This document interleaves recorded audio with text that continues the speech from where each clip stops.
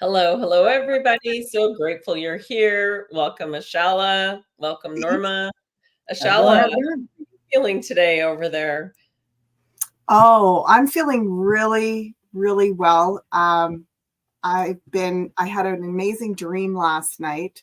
I won't go into too much detail about it, but the dream was showing me that I'm in a beautiful place with this portal. And it's like we do all the good work, right? We make the intentions and we show up in life, and yet, there's always a little bit of a concern, like, are we on target?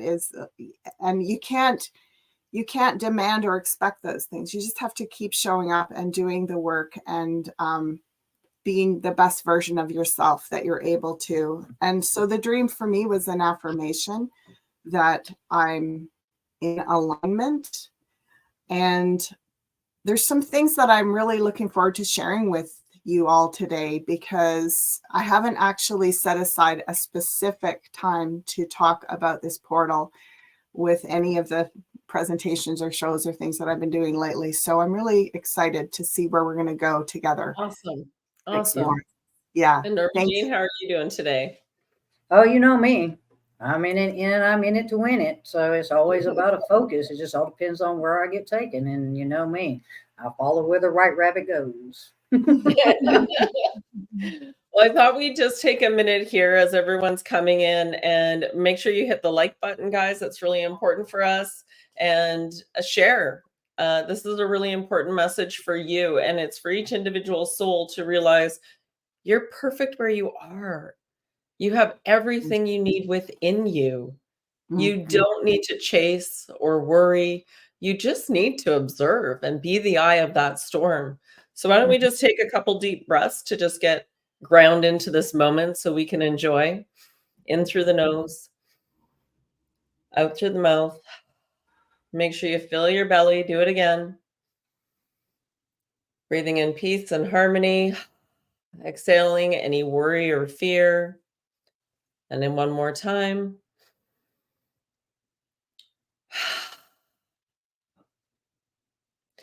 We have a beautiful opportunity to realize that in every ending, there's a new beginning. And that's what's so beautiful. And that whatever feels chaotic is energy that can actually be utilized to catapult into something new. And so if you can remember to stay centered, stay in your heart, and breathe deeply, because it really supports your body more. You have more little fibers, hairs on the bottom of your lungs that flood your body with oxygen, which automatically calms the nervous system. So, and don't be afraid to feel those emotions, because as you go through them, you're actually releasing, and tears are part of that. And so it's okay to be frustrated, angry, sad, have anxiety. These are all just your body giving you things to release. And so remembering to check in whether or not it's yours, whether it's the collective energy, whether it's a past life or ancestors, just let it flow through your body and release it. Don't let the mind attach to it. It's just be observed and released to help clear your system so that you can expand in a new way or ascend in a new way, however you look at it. So, yeah. Do you want to add anything to that, ladies? Ashala?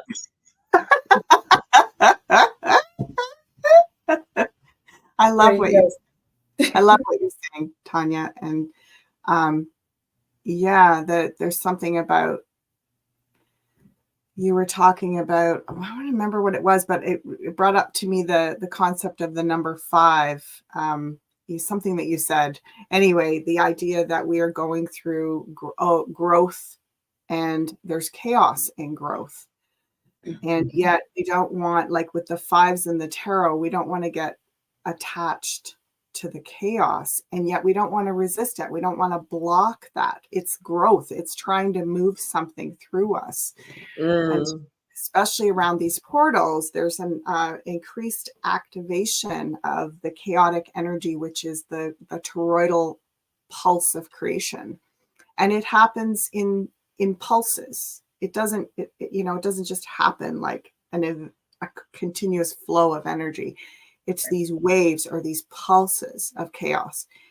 and that I think we are in a very linear reality where we expect everything to stay the same all the time. And we don't like when there's reverb and change and,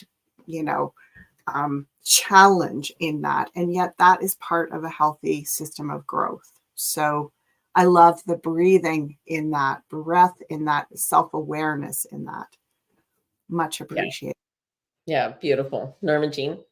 And you both speak much truth that, if we didn't have contrast, we wouldn't have evolution. Mm-hmm. We would not evolve. And that's what we're here to do, is to evolve. We're meant to evolve for ourselves. So we may know and experience ourselves as we're going through this thing called life, because that's what we're here ultimately to do, to find out what we're capable of, who we are.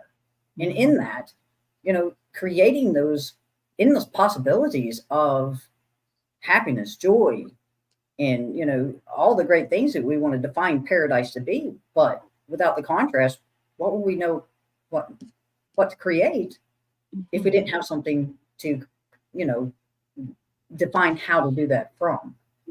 That's the beauty of this. And because, you mentioned in number 5, it's like, with the numbers, and it comes to mind, it's like taking the 2 and then having the 1. And the 2 is the masculine and feminine, understanding that they both hold within them the darkness and the light. Mm-hmm. And then the 1 comes in and has no judgment about that. It just utilizes what it understands and what it knows to let us know where we're heading, where we're going, how to utilize that, and to allow that to be what helps us become more and more the greater being that we are, so that we can continue to create a life of fulfillment, enjoyment. That's, because we're here to know ourselves, because the higher aspect of us said, okay, I want to come into this life and I want to experience myself, through the masculine and feminine. But what a lot of us, I feel, we miss in recognizing is that it was embodied in one. Mm-hmm.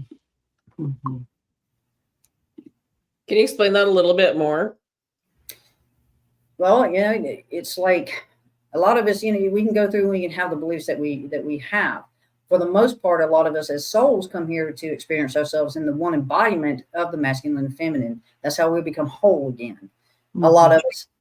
But there's a few that comes through, and you want to look at it as like, what do they call them?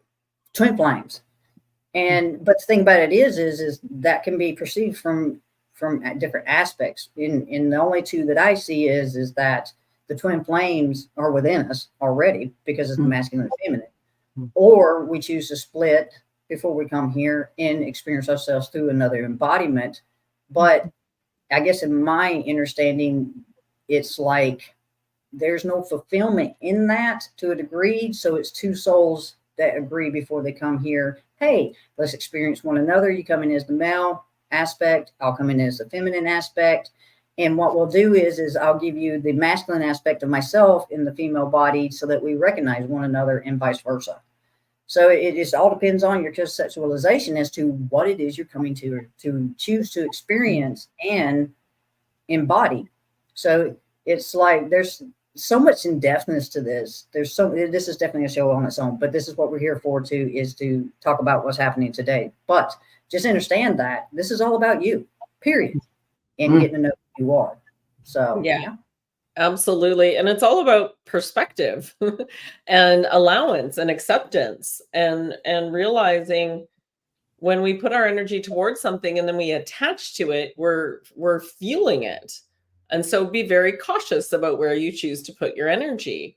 And I'm looking at today as a bit of a new beginning, an opportunity, a pause, a bit of a reset, a reflection, to go within and go, oh, okay. Okay, we don't need to think about that anymore, worry about that anymore. Let's focus on what we truly want, and how to best, for the greatest good of all, manifest that which we desire, and let the rest go. And so it's not just about that sitting and going with the flow. It's also about planting those seeds and taking that action towards it, without going into the full masculine of like, oh yeah, I'm going to bootstrap this and get it done. Ashala, do you want to do a little card read for the collective and add any words that you would like to regarding today? Sure. It's not just the eclipse, right? It's a new moon, which is also yeah. a comet. I want to just start by saying I was having some pulling some of the pieces together this morning in my contemplation and noticing we have always this new moon in Aries every year. I think I might have said this before when we were together, is the time where it's the time of the year for the best visioning around what you want to see. If you think about the sign Aries, it's about the self. It's the ego, I am. It's the first sign of the zodiac. It is the I am. Who am I? And so this new moon every year is about who are you right now? Who are you this year? Who are you? And because it's a new moon solar eclipse coming on the heels of a lunar eclipse, it's extra specially almost like who am I in the big scheme of my life and in this new paradigm that's emerging. So it is this amazing portal for designing. And if you don't get it all done today, that's okay. Don't worry. But it's the invitation to say, oh, I understand. This is the moment where I sort of cast my spell on my life. I say, this is what I want. This is who I am. And this is what I believe and what I value. And, it might take us a whole year to really work with this and come to that understanding. And yet today is a day to say, I'm doing it. No more living on an old paradigm run by other people's values, run by other, unconscious programs. Okay, so that's my original take. I'm going to lay out some cards here. That was before I laid the cards, and now I'm laying the cards quickly here. So we are showing up as this beautiful little page, the Page of Cups, the inner child. The inner child, often they say that by the time we're about 8 or 9, 7 to 9, somewhere in there, we're like a little mini version, our little avatar emerges, and we show what matters to us. So a lot of times if you look at children between the age of 7 and 9, what are they interested in? What do they care about? What do they value? How do they like to express themselves? And if they haven't been too conditioned, what emerges at that age is a sort of a foreshadowing of their whole life purpose. And so getting in touch with your inner 7, 8, 9-year-old right now to reconnect with your soul's design. This is what this portal, this is what this eclipse is about. It's about pausing life long enough, stepping back long enough to say, there's a riddle in who I am, and I want to solve that. I want to focus on that. 8 of Wands, energy, where there's energy behind it. Sometimes you can contemplate and you write things in your journal, you shelf it away, and there it is. What we contemplate right now, today, this week, this month, this year, it's going to carry a lot of momentum with it. It's got a lot of fire under it. And all we have to do is light the spark it, and intend to attract. Queen of Pentacles. She is the magnetic queen that attracts things. She attracts her desire. She already knows. You see how she's got the desire in her mind? She already knows. She inner knows. She doesn't just know it intellectually. She senses it. She gets it. And then we set those wheels in motion, moving out of troubled water. Beautiful. So also there's going to be some talking and sharing about what it is that you're discovering about yourself or remembering about your unique soul destiny. That's beautiful. Absolutely. And we've been discussing, Normastein and I, about the website we're rebuilding, and having a discussion about, there's a couple things in that, and the ability for people to be heard. So you spend time online and you're posting, but you're not getting to interact as much. And a lot of people, star seeds, whatever your soul has been planted in a specific spot on the planet, and you might feel really lonely. Well, we're going to be creating some group get-togethers on that, so that people can start to express, and maybe even express what they would desire, because when you speak it out loud, you hear it differently. When you hear it differently, you have a chance to adjust. So it goes back to that manifestation. Good thing it doesn't happen instantly, because oh my goodness, but we get time to massage it along, and to maybe find connection with other people that are like-minded, to even work together with on creating a humanitarian project, or a business that you desire. So yeah, stay tuned for that, because I really do believe that we can create whatever we choose when we're united together, and we don't need to rely on another system or waiting for something to happen. We can create it right now, right here, right now. Yeah. And it's such a perfect time to start claiming that. Yeah. Yeah. And Ashala, what are your thoughts? I mean, for me, the new moon, we were at a sound bath last night, which was very heightened energetically, especially in my crown, where I go in and I help with the just holding the space and giving everyone some extra love. And it was really amazing, because the bowls seem to adjust depending on whether it's a full moon or a new moon, and it's quite incredible. And then I could really feel the energies being heightened, almost like being the eye of that storm, and it just moving around and beautifully encompassing us. What are your thoughts around new moons? Yeah, interesting. I was also at a sound bath yesterday in the interior. And was there too.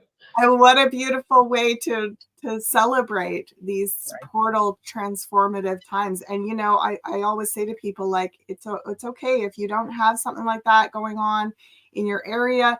There's so much beautiful resource available online for free. And so it's about knowing what it is that your body, mind, and soul are asking for. Are you looking for breath work? Are you looking for sound and frequency healing and connection? You know, are you looking for something more visual, like art inspiration?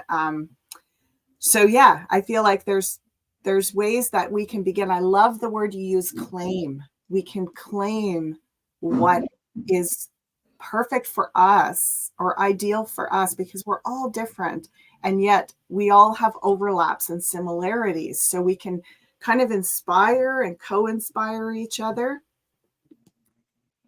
You know, I have my own versions and understanding about the new moon, which is a lot about the internal time. It's like taking that pause.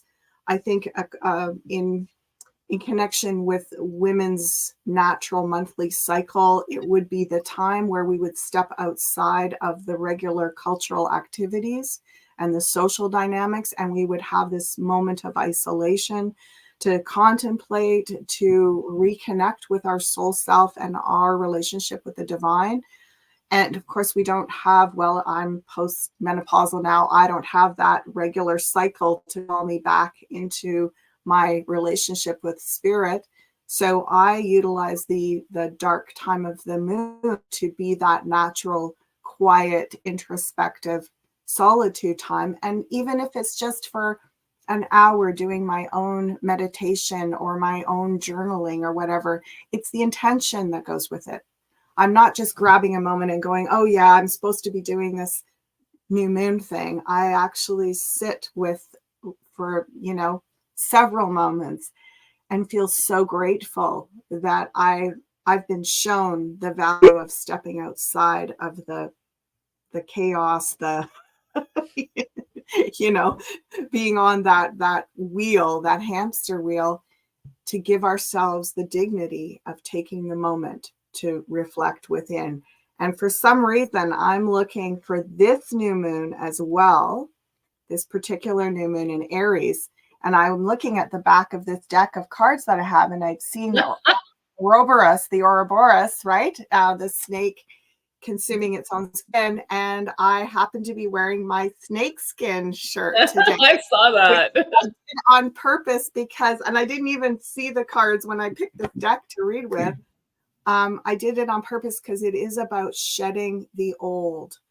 So we, at the new moon time, we want to release the old, and we don't even need to say it's stuff that we don't like, like some of the things I'm releasing, I love them.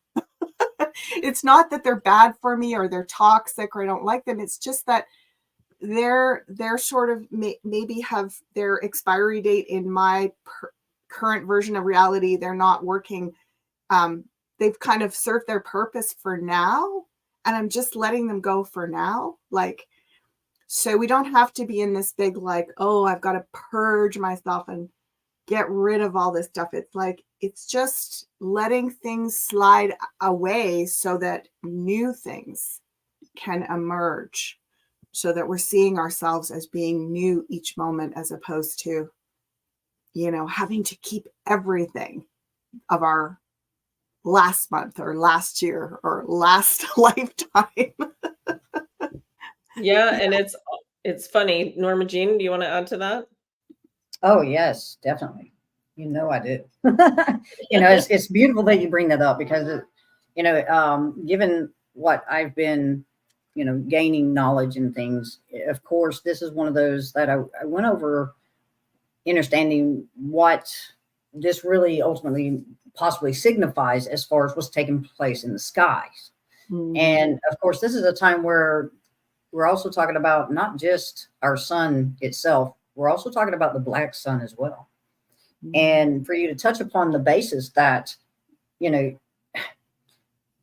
we said, this comes from contrast, and to understand that, even whether there's, it's in the cosmos or it's a metaphor, for us to have that understanding, to know that even though we look at it and we see that the sun is black, and, across time, it's been nefariously, depicted in whatever course or way they want us to visualize or see it or understand it to be. And it's so much more. And when you look at the black sun, I see a magnet. I see feminine. And the black sun, just because it's black, doesn't mean it lacks color. It just means, how are you activating it for it to bring forth the color of the chakras that exist with the human form. And it plays its role, and it has its very beautiful significance, if not for me more so than the sun that lights the way for us, you see. Because the more I tap into that part of myself, the more I'm able to bring those colors forth, so that the sun that brings forth the illumination helps me to see clearly more and more of who I am. Mm-hmm. And to know that I can love every aspect of that of me, because that's what gives me the ability to make better, more clear, informed choices for me, about me, without that judgment, and to do it from a place of, okay, I see you're giving me this contrast because I know I can make a choice. Yes. But in all actuality, there is no choice to be made, for I already know what to do. Mm-hmm. So it's beautiful that, the way that you and T are expressing this is just tapping so much into the depthness in the knowledge that is here for us to take in and to understand in our own, because we are all individuated, so that we may experience ourselves in that individuation. Mm-hmm. And once we come more and more to understanding who we are, then that comes the time for the celebration, when we meet up with the ones who are doing the same. And that's the beauty of this process. Yeah. And that's how we come to that unified field. That's how we come to that unified code, because we found it within ourselves. And then we express it outwardly with one another in a grand celebration. Beautiful. Yes, absolutely. Celebration time. Oh, yeah. We are going to celebrate. Absolutely. And for anybody interested in coming to Vedette, Ashala's flying in under the radar, so to speak. She's not a headliner. She's coming to enjoy the space and tap in, and of course create with the experience. And we're very excited to have her. So Anybody curious about that, you can just go ahead and DM us or go to the Adventures for Connection website. And it's our inaugural event of the year. David's hosting this one, and I'm his kickside, so to speak, sidekick. I'm the one that makes sure you get really beautiful food, and that we honor the space. We built a traditional sweat lodge there with the local Indigenous approval. And so we'll be firing that one up, and I'm bringing some herbs for that as well this time. And yeah, it's going to be quite magical to just get back on the land. Ray, who was the steward of the land, has passed back in October. Diana, his partner, moved back to San Diego, and now we have Ruth there. And Ruth is very excited about being on the land and embracing it in a new way. So it's a bit of a rebirth there, which is quite interesting. And so that'll be really nice to celebrate that as we go in. And of course, there's always the center of the universe with the ley lines, and you'll get to sense and feel that while you're there. So, and that's always extra special. I'm curious, Ashala, what is Earth's, position during this time? What's happening there? I've heard a lot of talk about the ley lines and augmentation, correction. It's whatever she chooses to do with it. Obviously, there's been a couple earthquakes. There's shifting going on. I know both Janine and I were getting earth shaking. I'm just tuning in with the cards and looking here to see what Earth says today. Yeah, very exciting. Okay, we got 2 5s. So we got 2 kings, 2 5s and 2 kings. Ooh. Okay, 5 cards I laid down, 2 5s and 2 kings. So let's start with the past, the recent past. There's Queen of Cups in the recent past is the divine feminine, but it's also the feminine that has been, unfortunately, I want to say, exploited to some degree or diminished. So the Queen of Cups can be seen as the intuitive, the healer, and the transmuter, because she's the queen in the queenly realm of emotion. However, she's been sort of demoted to this energy of being needy and hypersensitive, all the talk. It's interesting. I keep hearing a lot of references to women's monthly cycles in this time that we're going through right now, and how it's, there was a whole huge movement around female hysteria. And, it's not that long ago that any sort of sensitivity related to our monthly cycle, related to our emotions and our emotional sensitivity, those things were really, not only discouraged, but persecuted. Yeah.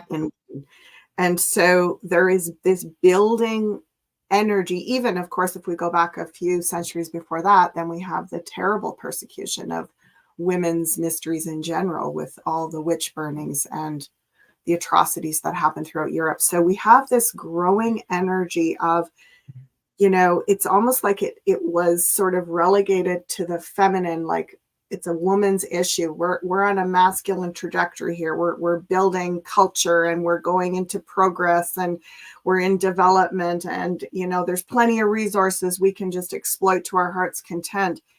Well, now this women's problem of sensitivity is universal. Everybody is feeling the loss of connection. Everyone is feeling the sickness and the grief of destroying our environments and killing our cultures and disconnecting from, our beautiful values of love and family and relationship and everything. So, it's almost like that trajectory of just take what you want and build what you desire in the world in a masculine, forward moving way has hit its critical mass and hit its wall. And now everybody is in this kind of soup of energy, of emotional reaction. It's like we got the Queen of Cups. We've also got the King of Cups. So we are looking to heal the masculine and feminine, the relationship that got unfortunately damaged and pulled apart, right? And Earth is mirroring this. Our Earth, it's almost like I'm getting this feeling our Earth is longing for her beloved, for her counterpart. There's something energetic. And so it's throwing off the sort of shackles of limitation. So we've got the 2 5s, 5 of Wands, 5 of Swords. 5 of Wands is that creative chaos. It's that portal of creation. 5 of Swords is the part that says, no, you can't do that. You don't have the power to make change. This is the part where we fall into the belief that we are limited, that we are corruptible, that we are, enslaved by these systems that have the power over us, and there's nothing we can do about it. And Earth is just reminding us, oh no, if I shake, you're all going down.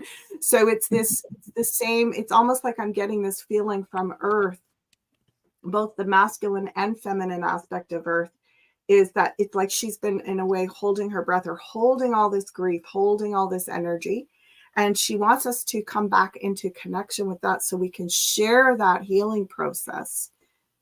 And interesting that King of Swords, the other king, is there. King of Swords is there. So how we find our way back is through intelligent inquiry, discernment, asking the right questions. Exactly what you're doing, Norma. Learning these systems, learning the whole truth of all the esoteric sciences. Like, we find our way back into right relationship, interestingly enough, through the science of our minds. Like, amazing. It's so almost like we need to unpack it. Unpacking, like releasing. Like, why do you have that belief? And they will pop in and be shown, oh, I never thought about that. Right. And then you get to sit with it and go, is this important for me, or can I let this go and allow a new belief in now? Yeah. Definitely. Yes. It's almost like Earth. I'm hearing Earth sort of reflecting that there's such great intelligence, but there's so much broken down emotion and grief that we can't get to the intelligence. It's almost like we're walking around just like little stunned, traumatized babies, just like, like we can't get to this wisdom because we've got so much blocked in our hearts. So obviously, first order of business, or even utilizing the power of our minds and discernment and these practices that we're learning to start unpacking the grief, feeling the grief, not running from it, not trying to stamp it out, and using all these amazing tools that we're rediscovering. Yes. To rebuild our version of reality. Yes. And Earth wants that too. Earth is like saying, I have so much wisdom to share.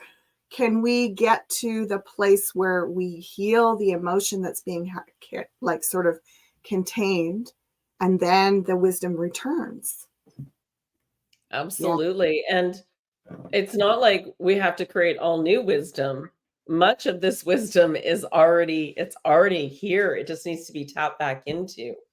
Yes. And so as the Indigenous, again, keep coming to mind, that they've got so much wisdom in working with the land and moving about on the land and honoring the land, that no matter what Indigenous tribe in which country, they've all got this ability that it's within them, and for them to realize they're no longer the victim. We've all been victimized at this point, and it's time to move forward and heal and bring that wisdom back in. I do believe it's not about necessarily, and yes, there's new technological advances that will come in, but relying on something externally still without that feedback loop of Earth as well It Oh, needs to be symbiotic, even with that in mind, even with AI. Yeah. totally. Yeah. It's kind of like we don't need I really believe we don't necessarily need the outside technology because we have all of that technology within us. However, the outside technology is sort of like training wheels that helps us remember that we know how to do certain things. But if we use it, if we over depend on it, then we're cutting ourselves off again from our greater wisdom and our greater potential. And, you know, it's interesting you're saying about the indigenous people, because one of the things I recognize in the traditional, you know, ancient indigenous cultures, for sure, they had such beautiful ongoing practices around grief, around working with emotions, and around joy and celebration and laughter and humor. So they had a really healthy, comfortable relation with feelings. And that's allowed them to be open portals to receive the divine knowledge. People think, you know, oh, feelings, yeah, that's nice. You know, I want to feel good, have good feelings. It's like, no, feelings working well in harmony are the gateway to intelligence and wisdom. Without them, you just have information and data, and then that actually can become extremely destructive. So, you know, it's sort of like we do need to come deeply into our feeling realm in order also to open up all the wisdom of the universe. I mean, you hear these stories about some of the things that the indigenous people of parts of the world, they knew about stuff. You know, they drew outer constellations that we've only just discovered in the last 15 or 20 years. Like, it's like, okay, obviously, when we are in right alignment and inner harmony, body, mind, and spirit and emotion, we open to divine universal consciousness and all the wisdom available there. So, yeah, we've just been sort of held down, I think, really to learn more about who we are. And now it's to return even stronger and bigger and better. Norma's like biting her tongue over there. Get in it, girl. Y'all have no clue. It's like the things that y'all say are just like, okay, they're sending me these downloads. And it's like everything you're speaking to is just so profound. Because when you look at it in the way that they're showing me is Earth over time has been understanding that, okay, what's taking place is humans are becoming more dense. And in that denseness, their heaviness is upon me. Okay. But in a way where it wasn't that Earth couldn't move forward or backwards or anything like that. That's not, it's an energy thing. But it was because we were becoming so overloaded with these programs that we were allowing the programs to direct us instead of us directing ourselves anymore. So what happened is in that density, we were not feeling those emotions, which means we were not utilizing the moon in the process and in a way that it's meant to be utilized. It's the one that helps us with the ebb and flow of our emotions and our feelings so that we may understand and keep our balance. So this all, excuse me, this all is beautifully being expressed here, because when we're talking about the indigenous, we're all indigenous in our own way. Okay. But the one thing that you can always look back to is understanding that the indigenous always stayed connected to the earth. And in order to stay and because of that order, that's why Earth was able to stay stabilized to a certain point and degree until we hit this industrial age, which made it to the computer age, which at this point, there was a huge shift that took place because quantum has been around a lot longer than we know or what we've been told. And for me, it's been since 99. So when we look at this and we understand what's taking place, this has been taking place a lot longer than what we've been aware of to a level and degree. It's just we're just now becoming aware of it because look at Mercury. Mercury is that justice planet, if you understand what Mercury does. And it's beautiful because when you look at Mercury, that's almost what you can utilize as looking at the black sun, which is the magnet, which is the feminine aspect. So when you see this in that grander scale, you know, it's beautiful. It's beautiful. And, you know, I love it when we get together because it's like bringing this forth is so easy and so empowering and so beautiful. And, you know, it's like, don't deny one itty bitty centimeter ounce of yourself, no matter what that is, because when you see it and you recognize it and you just say, okay, I love it. It helped me get by at these certain points, periods, and times that I was experiencing this life. Now I see it for what it is. Now I know how to utilize it in a way that propels me forward, that ascends me, helps me get over or through or under whatever it is that you feel you need to do at that moment in time. But when you see this on that whole fullness, it's beautiful.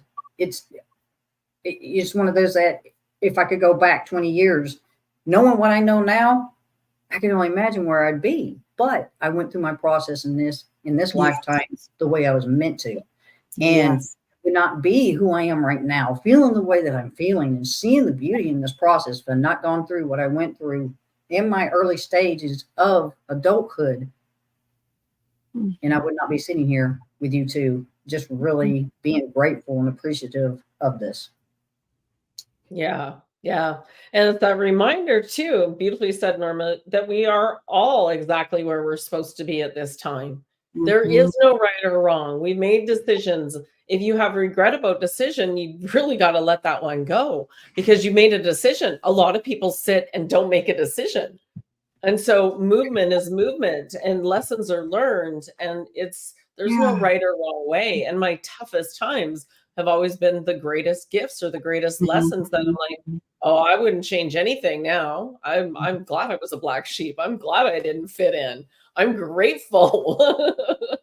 Right? So you get new perspective as you go about this and you start to shift your beliefs because, man, it's so empowering to shift your beliefs. Yeah. Absolutely. And how do we feel, guys, that moving the trajectory over to the comet?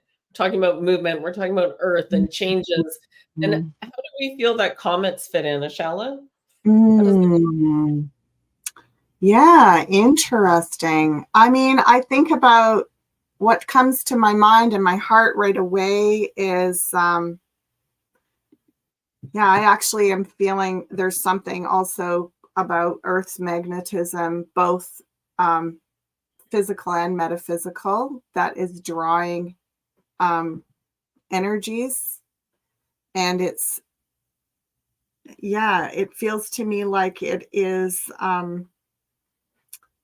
also about illustrating things. The comets are about they're indicators. So they are like talking about the planet, the planet Mercury, and that it's the winged messenger. Mercury's the messenger. So there's something about comets often bring a message. There's often prophecy attached to comets. So I feel like it's part of Earth's story.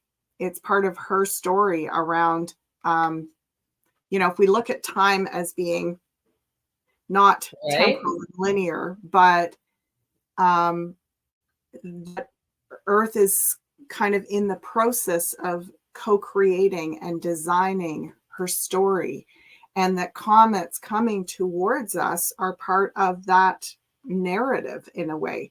So there's something to be healed, to be evolved, to be gained, to be learned, to be shared. It's like whenever we invite a relationship of any kind, we are saying we want to have an experience. We want to share an experience.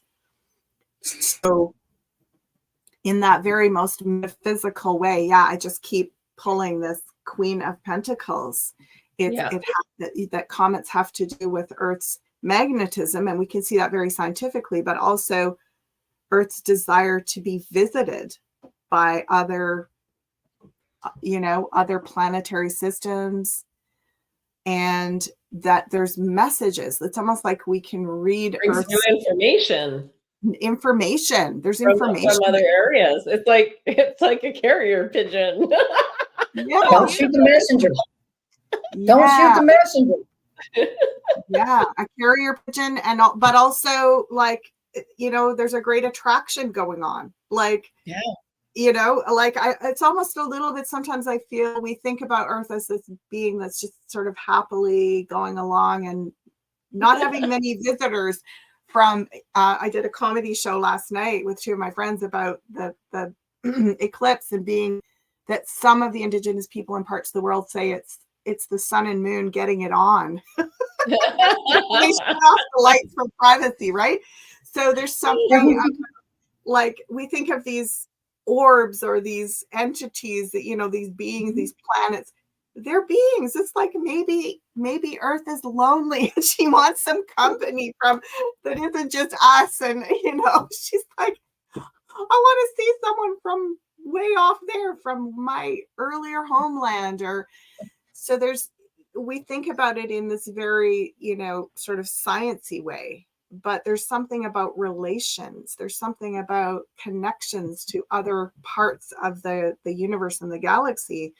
And it's like, if you were alone and isolated from everything of where you came from, you'd probably want something to remind you of where you came from once in a while too, right? Anyway, that's what I'm being shown. It's a little bit like, there's a little bit of desire wrapped up in this. Yeah, absolutely.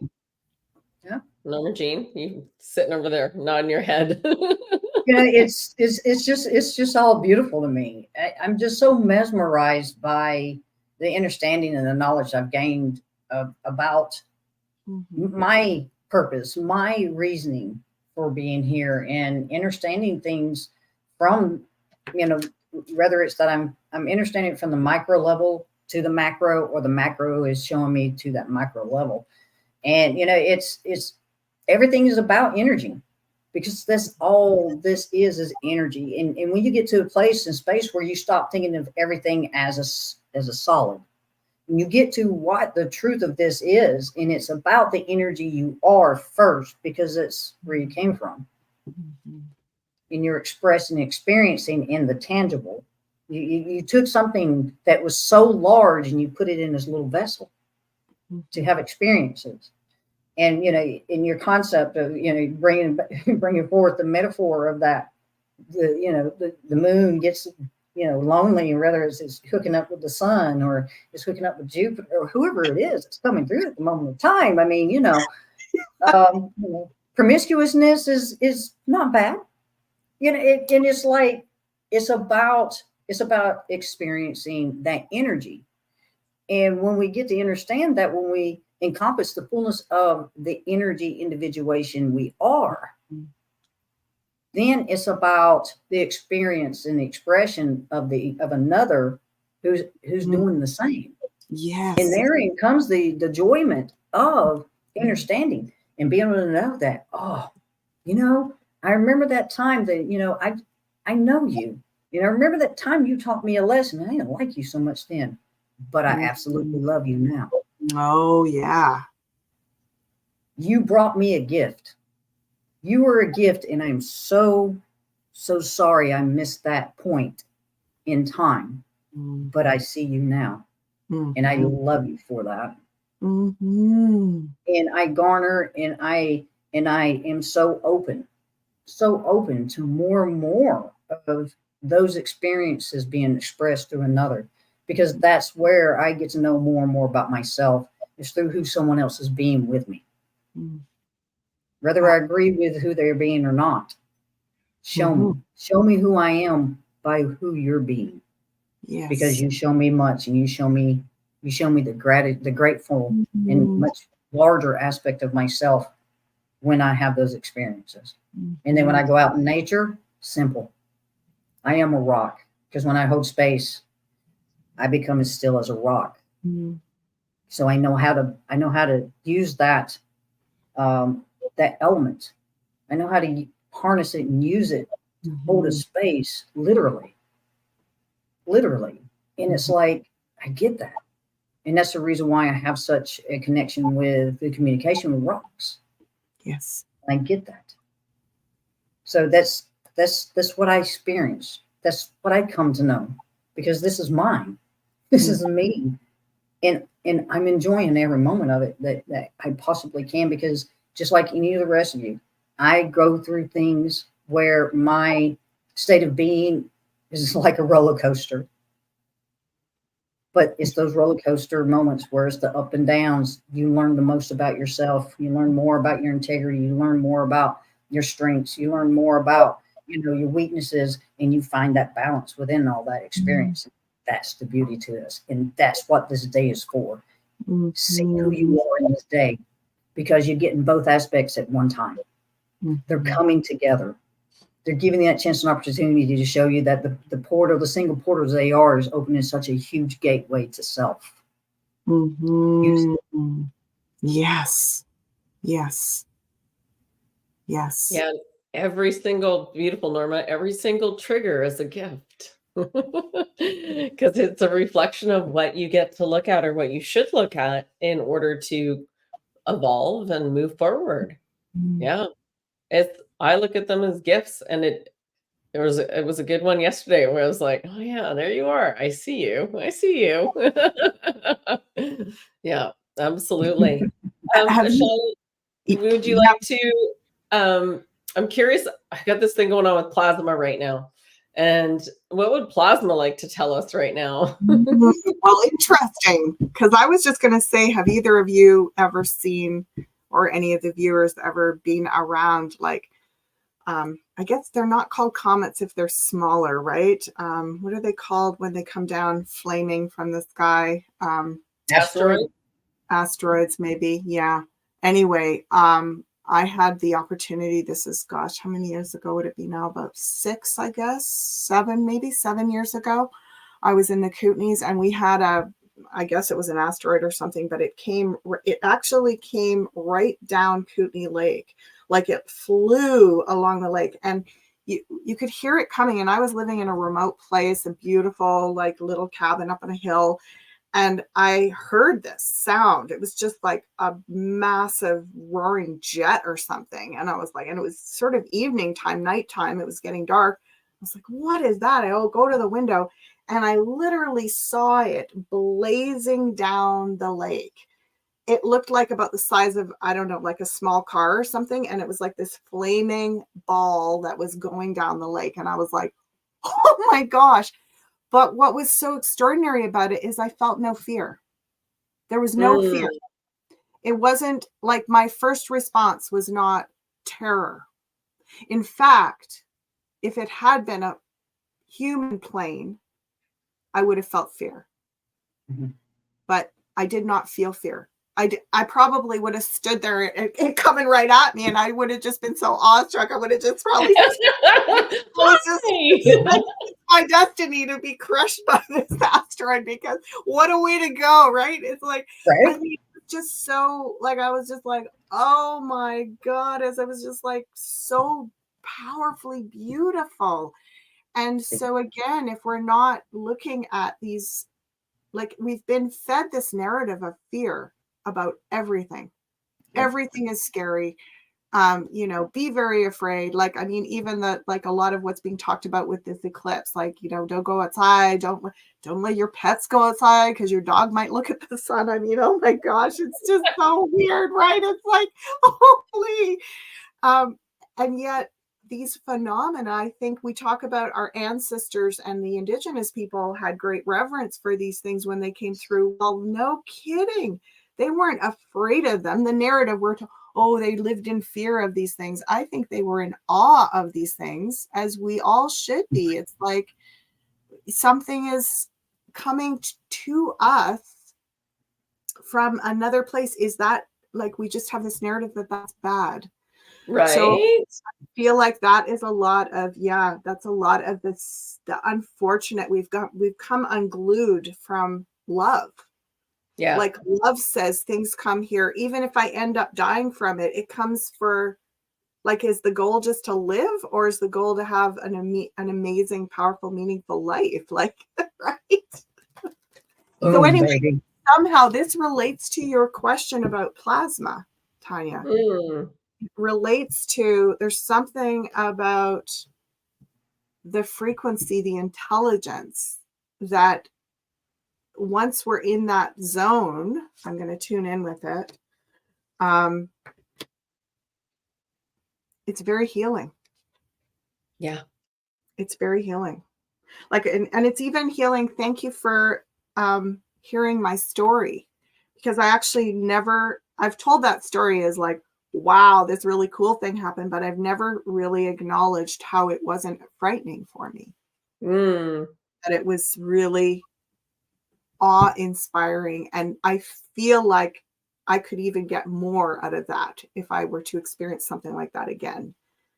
So yeah, with regards to plasma, I feel like what it offers, what is offered energetically around this frequency is healing. It's about healing. It's about releasing suffering somehow and neutralizing it is what I'm hearing. And it's about healing the split of polarity. You know, the cards you pulled today, 3 of them were in my 3-card spread yesterday. I'm like, Nora and I keep looking at each other like, there's that one. I said, I'm just waiting for the 2. I'm just waiting for the 2. There it is. Well, just even talking about the plasma. When you understand plasma is a part of the womb, when you understand that that's what you're in, and you talk about the healings of the 2 aspects, what's happening is in that healing, you're going, that plasma is what's cleansing, because it's a wombing fluid, and it's a rebirth.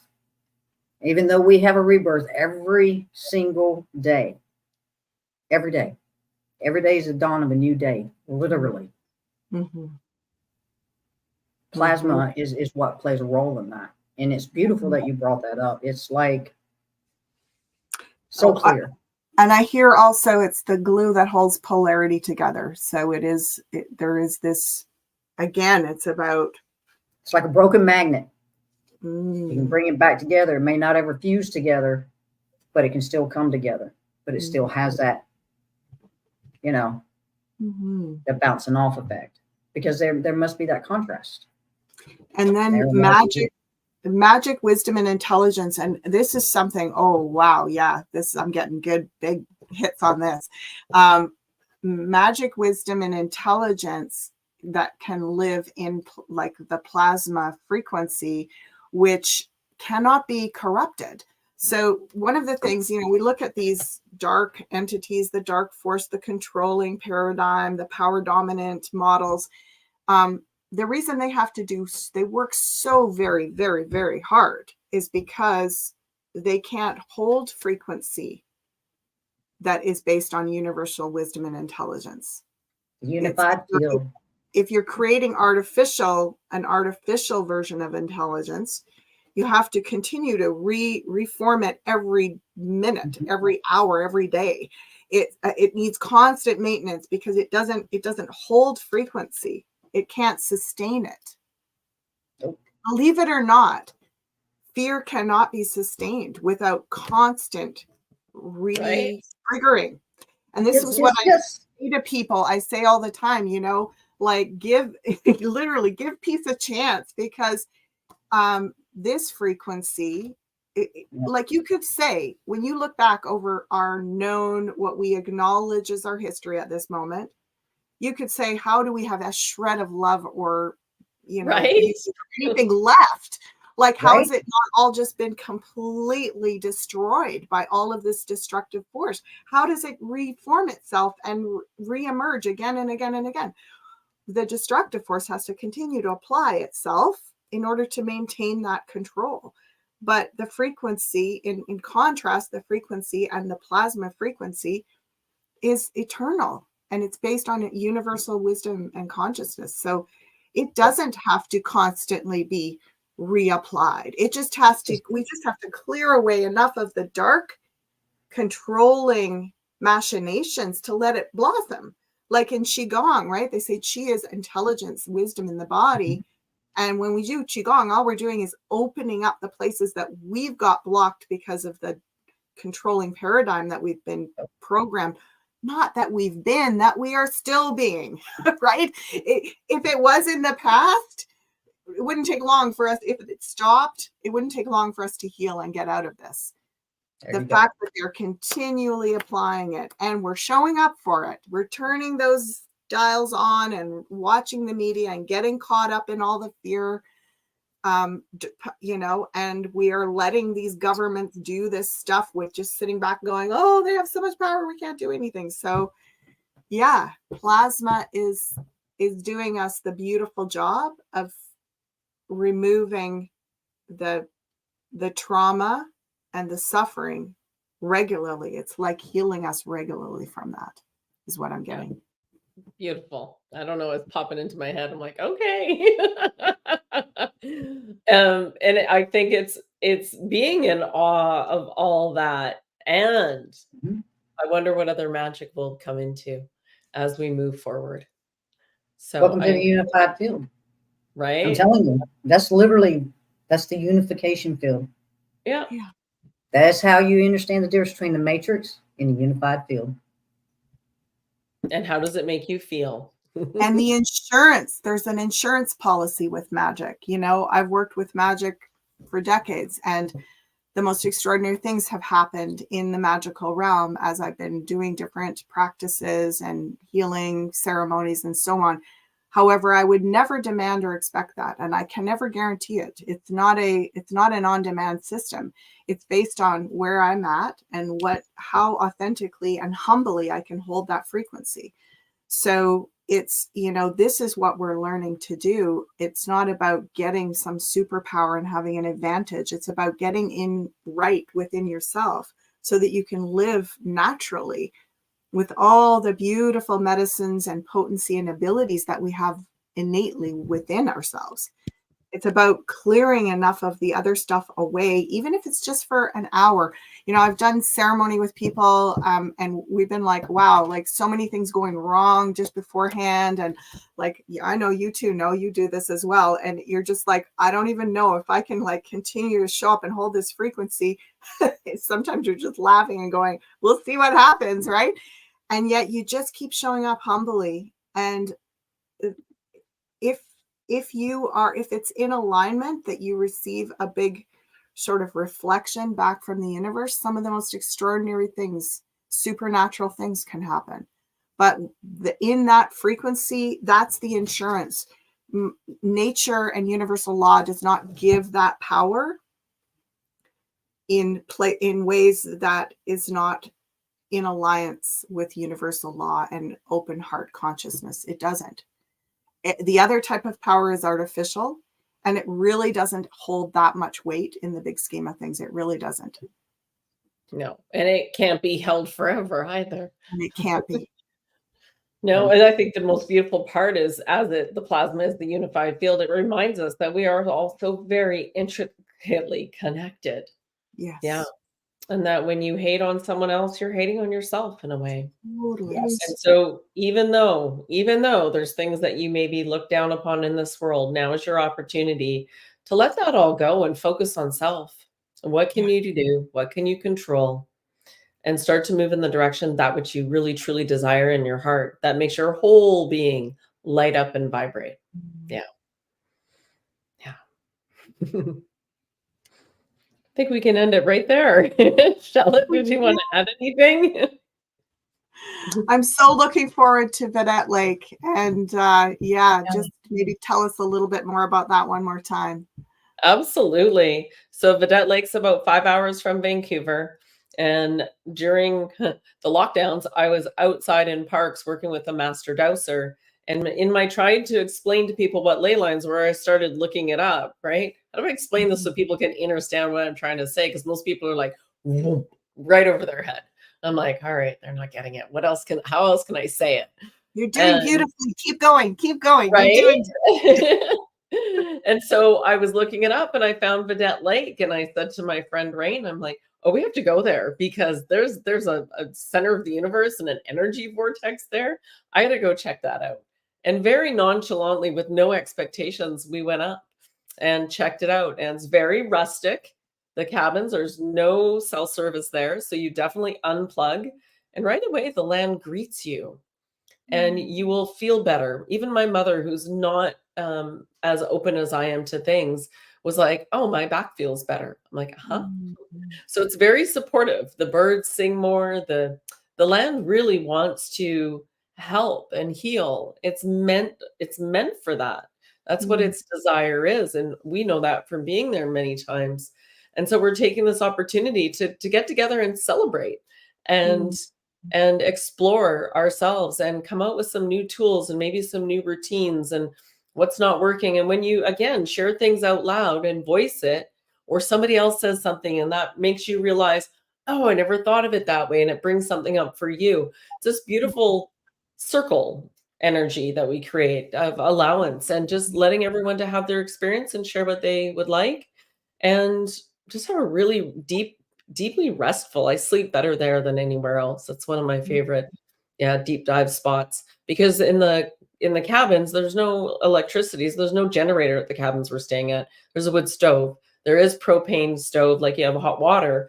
But it's quite nice because there's no pollution at all. So yeah, it's a magical spot. I love it. In case you couldn't tell. Yes, I'm so looking forward to it. Yeah, absolutely. All right, you guys. So Norma, any last words for everyone? Enjoy the day. It's yours. Harness it, use it, utilize it. Become so much more than you could ever think yourself to be, because you already are. Yes. Yeah, absolutely. And with that, we're sending you a big, big energetic hug, everybody. Go enjoy your day. Caroline, I want you to let me know in the Telegram group that you're okay, because you kind of dropped off. I hope you're enjoying the eclipse. And we're sending you all lots of love today. Bye.